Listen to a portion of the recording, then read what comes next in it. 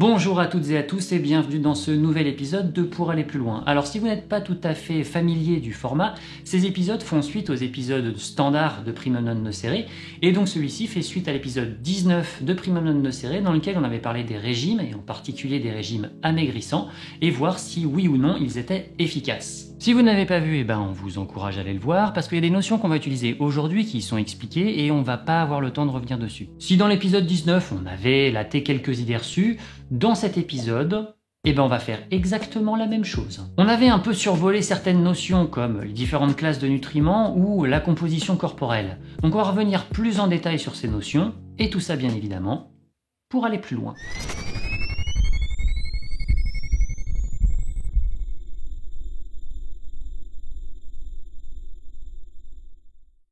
Vous allez voir qu'entre les nutriments et la composition corporelle, il y a pas mal de boulot.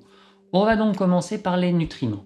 Les nutriments, on a vu qu'ils pouvaient être définis comme des éléments issus de l'alimentation et de la digestion qui, une fois dans l'organisme, permettaient au moins l'une des deux fonctions principales de l'alimentation, c'est-à-dire l'apport d'énergie ou l'apport d'éléments indispensables à l'entretien, la réparation ou la croissance de l'organisme. On a vu également qu'il en existait 6 types bien distincts, avec d'un côté les nutriments dits majeurs, glucides, lipides, protides, et de l'autre les autres nutriments, c'est-à-dire les vitamines, les minéraux et l'eau. On rappelle à toutes fins utiles que les fibres font partie des glucides, mais ça on va le revoir un petit peu plus tard. Mais avant de détailler tout ça, il va falloir qu'on définisse 2-3 notions sans quoi il est possible que vous ne bitiez absolument rien à l'épisode d'aujourd'hui. Et pour ça, on va être obligé de faire un petit peu de chimie.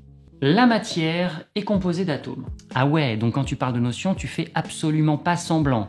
Hydrogène, hélium, Lise bêche bien chez notre oncle François Nestor et Napoléon mangea allègrement 6 poulets sans claquer après. Voilà, les atomes. Ces atomes, sous certaines conditions, peuvent s'associer entre eux pour donner quelque chose de plus gros. Et à partir de 2 atomes associés, on parle de molécules. L'eau par exemple, H2O, c'est une molécule associant 2 atomes d'hydrogène et 1 atome d'oxygène. Alors ouais, je sais, dit comme ça a l'air con, mais on sait jamais. Pour former des molécules, les atomes ont donc besoin de se lier. Et pour faire cette liaison, ils vont mettre en commun des électrons. On appelle ça donc une liaison électronique ou une liaison covalente. Et pour chaque liaison, une paire d'électrons est mise en commun. On va pas rentrer dans les détails, mais en gros, 2 atomes peuvent avoir entre eux des liaisons simples, c'est-à-dire une paire d'électrons en commun, comme dans le dihydrogène, double, donc 2 paires, comme dans le dioxyde de carbone, triple, donc 3 paires, comme dans le diazote, quadruple, c'est aussi possible, mais on s'en fout un petit peu. Et la dernière chose, c'est que quand on fait de la chimie du carbone, c'est-à-dire de la chimie où le carbone est l'élément central, on fait ce qu'on appelle de la chimie organique, contrairement à la chimie inorganique qui est la chimie de tous les autres éléments.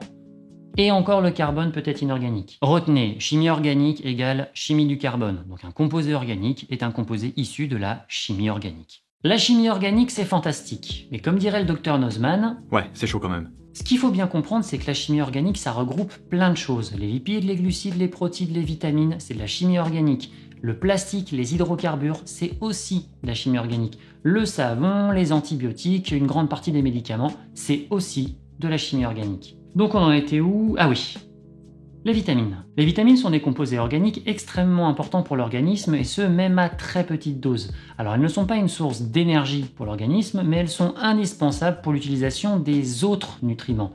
Ça et toutes les autres fonctions qu'elles ont. Les vitamines sont habituellement au nombre de 13, séparées en 2 catégories. Les vitamines hydrosolubles, c'est-à-dire absorbées avec l'eau, ce sont les vitamines B et la vitamine C, et les vitamines liposolubles, c'est-à-dire absorbées avec les graisses, et là on retrouve les vitamines A, D, E et K. Cette différence ne s'arrête pas uniquement à la manière dont elles sont absorbées, ça va aussi influencer sur le stockage, les carences et les intoxications possibles. Je m'explique. Pour faire simple, et commencez pas à tirer dans les coins, on va en parler de la vitamine B12. Les vitamines hydrosolubles sont absorbées facilement, mais n'ont pas de stock dans l'organisme, ce qui veut dire qu'on doit les consommer en quantité suffisante et régulièrement. Tout ce qui est consommé en trop est éliminé par les urines. Les carences sont donc assez rapides à apparaître et les intoxications sont assez difficiles. Exemple hyper classique, la vitamine C. La carence en vitamine C s'appelle le scorbut et ça touchait les marins qui faisaient des longs trajets en mer alors qu'ils ne consommaient pas de fruits et de légumes frais. Ça fatiguait, ça faisait tomber les dents, ils cicatrisaient moins bien. Bref, un bonheur. A l'inverse, les vitamines liposolubles ont un stock, mais nécessitent des conditions particulières pour être absorbées. Toute modification des conditions d'absorption de la graisse vont modifier les conditions d'absorption de ces vitamines. Comme il y a un stock, les carences sont beaucoup plus rares, mais le risque est inverse, l'intoxication, ce qu'on appelle l'hypervitaminose. Dans les carences un peu classiques, on a la carence en vitamine A qui altère la vision dans le noir ou la carence en vitamine D qui crée des problèmes osseux. Chez les enfants, on appelle ça le rachitisme et chez les adultes, on appelle ça l'ostéomalacie. Elles ont toutes un rôle indispensable à la vie et parfois elles en ont même plusieurs. Ceci est une liste non exhaustive. Création d'énergie par les cellules, réplication de l'ADN, synthèse du collagène, minéralisation des os, coagulation du sang, etc. etc. Voilà, sans elles, pas de vie possible. Sauf que l'organisme est incapable de les synthétiser par lui-même, à part quelques exceptions comme la vitamine D. Si l'être humain avait été super bien pensé, on serait capable de les synthétiser. Il va donc falloir les trouver dans l'alimentation de manière régulière et en quantité suffisante. Mais si vous avez une alimentation diversifiée et équilibrée, vous risquez pas beaucoup la carence. On vous met des liens dans la description. Et maintenant, vu que de toute manière la question va m'être posée, on va parler de la vitamine B12.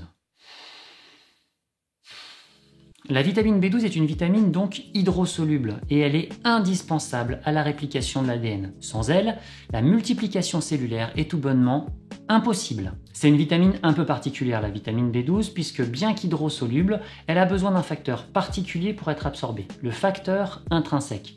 Le facteur intrinsèque, il est sécrété par l'estomac et il se lie directement à la vitamine B12 pour faire deux choses. Déjà, il la protège pendant la digestion et il permet son absorption à l'extrémité terminale de l'intestin grêle. Cette absorption ne se fait qu'à cet endroit-là, qu'à la partie terminale de l'intestin grêle, qu'on appelle l'iléon distal. Et dernière spécificité, la vitamine B12 possède une réserve dans le foie, réserve suffisante pour couvrir les besoins de l'organisme pour environ 3 ans. Et en plus, il existe un système qui permet de recapter la vitamine B12 afin de la recycler quand elle est éliminée dans les selles. C'est vous dire l'importance de cette vitamine pour l'organisme. T'es sûr que t'oublies rien? Oui, c'est bon, ça va. Toi, t'as pas envie d'en parler. Non, j'ai pas envie, mais je vais le faire quand même.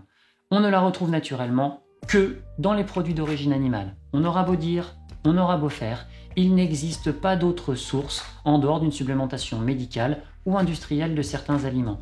Les régimes excluant tout produit d'origine animale de l'alimentation s'exposent donc au risque de carence, comme le régime végétalien. Mais avant que vous vous jetiez sur vos claviers pour rager dans les commentaires, notre société offre des aliments enrichis en vitamine B12 et il est relativement facile de s'en faire prescrire dans le milieu médical. Un adulte en bonne santé qui décide d'exclure tout produit d'origine animale de son alimentation et qui fait les choses intelligemment n'est pas carencé en vitamine B12. Donc dans nos sociétés actuelles, de ce point de vue-là, ça ne pose aucun problème de se passer de produits d'origine animale. Dans la nature, c'est une autre histoire. Maintenant que ce dossier est clos, on va pouvoir passer aux minéraux, qu'on appelle également sels minéraux. Ce sont des composés inorganiques et comme les vitamines, ils ne servent pas de combustible pour l'organisme, mais ils sont indispensables à son bon fonctionnement. 7 d'entre eux sont considérés comme des minéraux majeurs. Calcium, phosphore, potassium, soufre, sodium, chlore et magnésium. Et j'ai un petit peu l'impression de citer les nains dans Bilbo. Majeur car il demande un apport journalier important, plusieurs dizaines voire plusieurs centaines de milligrammes tous les jours, contrairement aux oligo-éléments qui eux ne demandent que des quantités infimes, oligo voulant dire peu abondant. La différence se fait vraiment sur la quantité et non sur l'utilité. L'iode par exemple c'est un oligo-élément mais son utilité est majeure. On ne peut pas les synthétiser, d'un côté on n'est pas des accélérateurs de particules et on n'a pas des petits soleils dans nos cellules capables de générer de nouveaux éléments chimiques, donc voilà, il faut qu'on les trouve dans l'alimentation, mais c'est rarement un problème, on en trouve un petit peu partout. Avant de passer à la suite, il nous reste à voir l'eau. Voilà, c'est de l'eau, on est composé à 60% de flotte, sans eau, on meurt. Et on va pouvoir passer maintenant aux nutriments majeurs qui sont un gros morceau. On pourrait dire que c'est un élément majeur.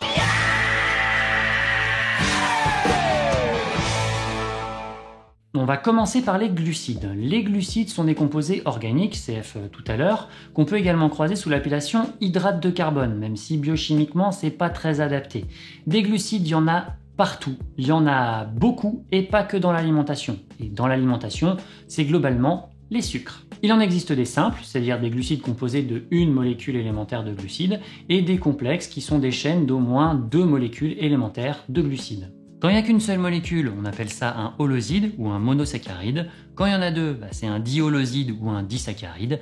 Quand il y en a moins de 10, c'est un oligoside ou un oligosaccharide. Et quand il y en a plein, c'est un polyoside ou un polysaccharide. Les glucides, on en retrouve partout, ne serait-ce que dans l'ADN et l'ARN par exemple. C'est le ribose et le désoxyribose. Ou comme marqueur à la surface des cellules. Les groupes sanguins ABO par exemple, ce sont des glucides.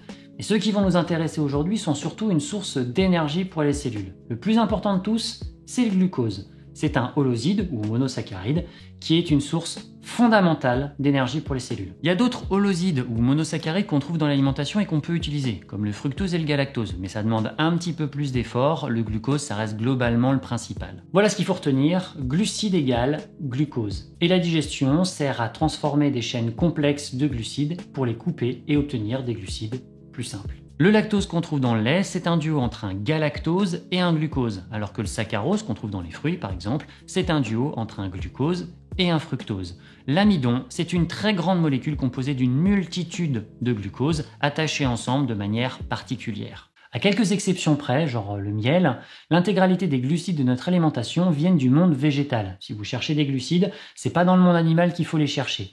L'amidon, qui est probablement le plus important des polyosides qu'on digère, on le retrouve principalement dans les céréales et les légumineuses. Petit fun fact, les fibres alimentaires, donc la cellulose principalement, sont également une grande molécule composée de plein de molécules de glucose, comme l'amidon. Tout pareil, sauf que les glucoses ne sont pas attachés exactement de la même façon et on ne possède pas l'enzyme capable de couper les différentes molécules de glucose, donc on ne peut pas les digérer. Ça doit être encore un coup de David Godeneuve.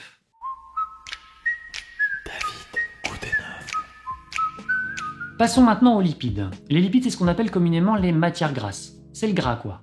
Et eux aussi, ils servent à plein de choses. Ils sont bien évidemment une source et une forme de stockage de l'énergie pour l'organisme. Mais pas que. La couche de gras sous la peau et autour des organes sert à la fois d'isolant thermique et d'amortisseur pour les chocs. Ils sont des précurseurs très importants pour des molécules nécessaires pour la communication entre les cellules, pour la réponse immunitaire et inflammatoire ou pour la production d'hormones comme les hormones sexuelles. Ils permettent l'absorption des vitamines liposolubles de tout à l'heure, mais surtout ils sont le composant principal des membranes de nos cellules qui sont composées de ce qu'on appelle une bicouche phospholipidique, mais ça vous vous en foutez un petit peu. Littéralement, sans gras, pas de vie possible. Et c'est maintenant que les notions de chimie de tout à l'heure vont être utiles pour comprendre les lipides. Parce qu'on vous balance plein d'informations sur les lipides dans les médias, mais on vous dit jamais à quoi ça correspond. Acides gras essentiels, oméga 3, oméga 6, saturés, insaturés.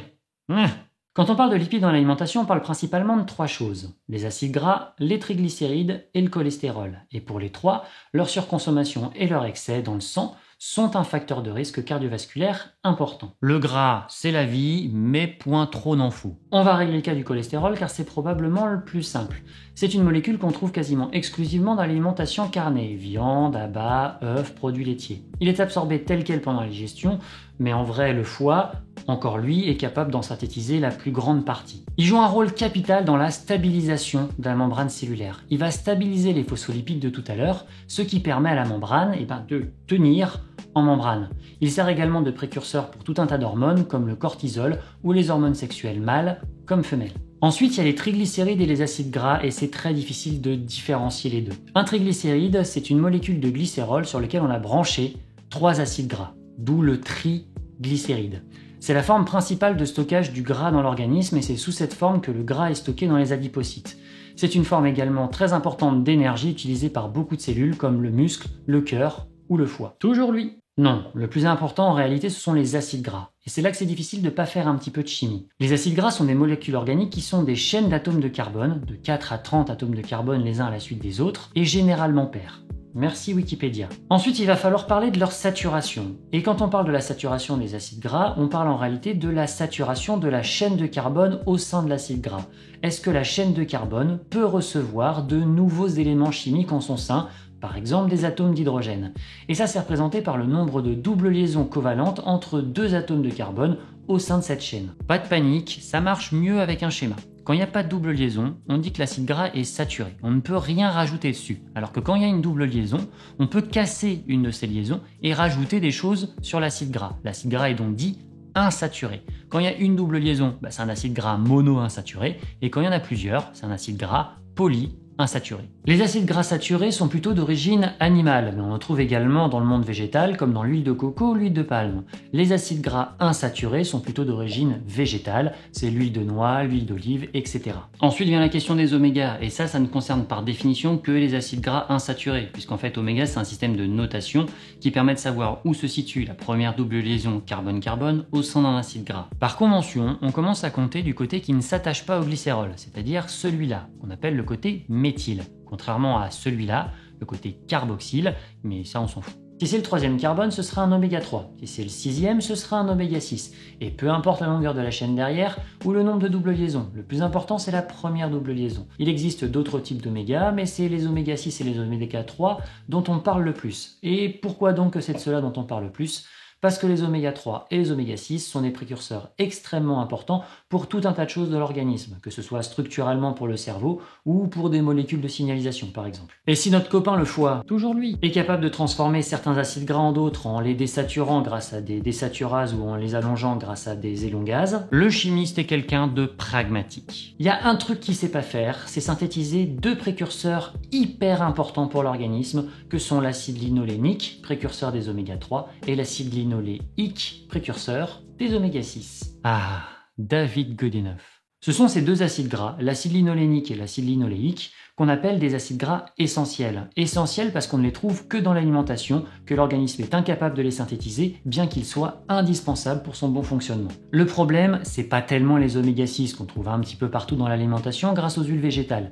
Non, c'est plutôt les oméga 3 qu'on retrouve dans les poissons gras par exemple, comme le saumon ou le thon, dans certaines huiles comme l'huile de colza ou l'huile de noix, et dans certains légumes verts comme les épinards ou le chou. On estime que le rapport entre oméga 6 et oméga 3 doit se situer entre 5 et 10. Il faut donc faire attention à ne pas surconsommer d'oméga 6 et à bien consommer des oméga 3. Voilà, je pense que c'est un petit peu plus clair ces histoires d'acides gras, mais vous nous direz ça dans les commentaires. Maintenant, on va s'intéresser à la dernière partie qui est probablement celle que beaucoup d'entre vous attendent. Qu'est-ce qu'on va pouvoir raconter sur les protéines? Ah, les protéines, l'un des sujets de nutrition les plus débattus sur Internet. Qu'est-ce que c'est qu'une protéine? Une protéine, c'est une macromolécule organique, littéralement une grosse molécule organique. C'est une chaîne ou une association de chaînes de molécules plus simples. Ces molécules plus simples, ou ces chaînons si vous préférez, on appelle ça des acides aminés. Comme tout à l'heure avec l'amidon qui était une chaîne de glucose, bah là c'est une chaîne d'acides aminés. Des acides aminés en chimie organique, il y en a des trouzaines, on en dénombre pas loin de 500. Mais celles qui nous intéressent aujourd'hui, nos briques élémentaires d'aujourd'hui, elles sont au nombre impressionnant de 21. Avec ces 21 briques élémentaires, on construit l'intégralité des protéines qui nous composent. Tissus de soutien, tissus musculaires ou osseux, récepteurs membranaires, protéines de signalisation ou de transport, anticorps, hormones, enzymes, tout ça, ce sont des protéines. Alors je sais que je l'ai trop dit, mais je le dis quand même, sans les protéines, pas de vie possible. Et le plan de construction de l'intégralité des protéines se trouve à l'intérieur de votre ADN. Votre ADN est une bibliothèque avec l'intégralité des plans de construction de toutes les protéines dont l'organisme peut avoir besoin. Et pour les construire, ces protéines, l'organisme n'a besoin que de 21 acides aminés. Il y a cependant 3 paramètres à prendre en compte. Le premier, c'est que la transformation des protéines et des acides aminés, ça demande de l'énergie. Il faut donc que l'organisme ait suffisamment d'énergie pour pouvoir bosser. Ensuite, tous les acides aminés nécessaires à la création d'une protéine, qui peut en contenir plusieurs centaines, parfois plusieurs milliers, doivent être présents au même moment pour pouvoir synthétiser la protéine. Sinon, elle n'est pas créée. Sauf que ça, on l'a vu dans l'épisode précédent. Les acides aminés, ça se stocke pas. Donc l'organisme, soit il les a, et auquel cas il peut bosser, soit il les a pas, et au choix, soit il va détruire quelque chose d'existant pour avoir le matériel nécessaire, soit il va pas le faire. Et le dernier, c'est que l'organisme, il est capable de créer certains acides aminés et d'en transformer certains en d'autres. Et devinez qui s'en charge? Le foie. Mais il ne peut évidemment pas le faire avec tous les acides aminés. Ça serait beaucoup trop simple. 8 d'entre eux, dont voici la liste, 9 si on compte l'histidine chez l'enfant, sont ce qu'on appelle des acides aminés essentiels. L'organisme est incapable de les créer, il doit les trouver dans l'alimentation. L'alimentation sert donc à apporter un nombre suffisant d'acides aminés, et en particulier d'acides aminés essentiels, pour permettre à l'organisme de fonctionner et de créer correctement les protéines dont il a besoin. Donc logiquement vient la question suivante, où est-ce qu'on trouve dans l'alimentation ces acides aminés? Et la réponse est relativement simple, aussi bien dans le monde végétal que dans le monde animal. Dans l'alimentation animale, c'est relativement facile, c'est les produits carnés, les œufs, les produits laitiers. Dans le monde végétal, on en trouve dans les céréales, principalement complètes et dans leurs dérivés, pain, pâtes, etc. dans les légumineuses, haricots, fèves, lentilles et dans certaines algues. T'es prêt? Absolument pas. Bon bah alors c'est parti. Le monde végétal et le monde animal en termes de qualité alimentaire des protéines ne sont pas équivalents. Mais alors, pas du tout.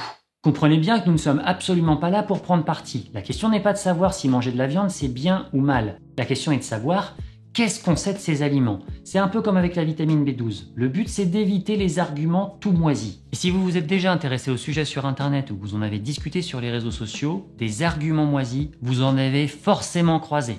D'un côté comme de l'autre. Les protéines animales sont de meilleure qualité que les protéines végétales. Je suis désolé, mais à un moment, il faut voir les choses telles qu'elles sont. Mais maintenant que ça s'est dit, on va voir pourquoi. Tout d'abord, les protéines animales sont des protéines dites complètes. Elles contiennent de manière relativement équilibrée l'intégralité des acides aminés, dont les acides aminés essentiels. Le risque de carence est relativement faible, même avec une alimentation animale peu diversifiée. J'entends ici peu diversifiée en termes de sources animales. Pour les protéines d'origine végétale, c'est un poil plus compliqué. Les céréales et les légumineuses contiennent des protéines, mais celles-ci sont dites incomplètes au niveau nutritionnel. Certains acides aminés essentiels sont présents, mais en quantité insuffisante. Et il s'avère que ce ne sont pas les mêmes dans les légumineuses et dans les céréales. Les céréales sont riches en acides aminés soufrés comme la méthionine et pauvres en lysine, alors que les légumineuses sont riches en lysine et pauvres en acides aminés soufrés. Si vous voulez vous retourner un peu le cerveau, regardez les régimes alimentaires de base à travers le monde. Ils associent spontanément céréales et légumineuses, parce que la viande est un produit relativement coûteux. Amérique du Sud, maïs et haricots. Bassin méditerranéen, blé et pois chiches. Asie, riz et haricots. Ils faisaient de la nutrition sans le savoir. C'est pas beau ça? Ensuite, en termes de quantité de protéines, les protéines animales font mieux. Comptez 20 à 25 grammes de protéines pour 100 grammes de produits d'origine animale, contre 10 grammes de protéines pour 100 grammes de produits végétaux. C'est à la louche, certains font plus, certains font moins. Mais globalement, les protéines animales tiennent largement la dragée haute aux protéines d'origine végétale. Et venez pas me parler des légumes secs qui font mieux que la viande. Les légumes secs, comme leur nom l'indique, ils sont secs, parce qu'une fois réhydratés, ils reviennent à des teneurs en protéines cohérentes avec le monde végétal. De toute manière, ne nous croyez pas sur parole. On vous met dans la description un lien vers une base de données de plus de 2500 aliments avec leur composition, où vous pourrez tout vérifier par vous-même. Et le dernier élément, c'est la digestibilité des protéines. C'est la capacité qu'a le tube digestif à extraire ce dont il a besoin. Et elle est meilleure dans le cadre des protéines animales. 95 à 98% pour les protéines animales, 75 à 95% pour les protéines végétales. Ça a été mesuré en milieu contrôlé avec des protéines standardisées, marquées radioactivement, qu'on a pu suivre dans l'organisme et dans le tube digestif. Voilà. Tous ces éléments font que les protéines animales sont de meilleure qualité que les protéines végétales. Ce qui ne veut absolument pas dire que les protéines végétales sont mauvaises, ni qu'on ne peut pas avoir de régime alimentaire équilibré sans protéines d'origine animale. Ça veut juste dire que c'est plus contraignant. Et ça sera, je pense, la conclusion de cet épisode. Notre société, la science et la médecine nous permettent d'avoir le choix dans notre alimentation. Ces questions peuvent et doivent être posées et débattues, mais avec les bonnes bases et les bons arguments. Parce que j'en ai marre de voir les gens, d'un côté comme de l'autre, défendre leur position et caricaturer la position adverse en utilisant au minimum des arguments tout moisis. Car pour paraphraser mon ami Vled Tapas, défendre une position noble et juste avec des arguments pourris, ce n'est rien d'autre que défendre des idées pourries. Attends, on en parle quand de la composition corporelle? Et merde.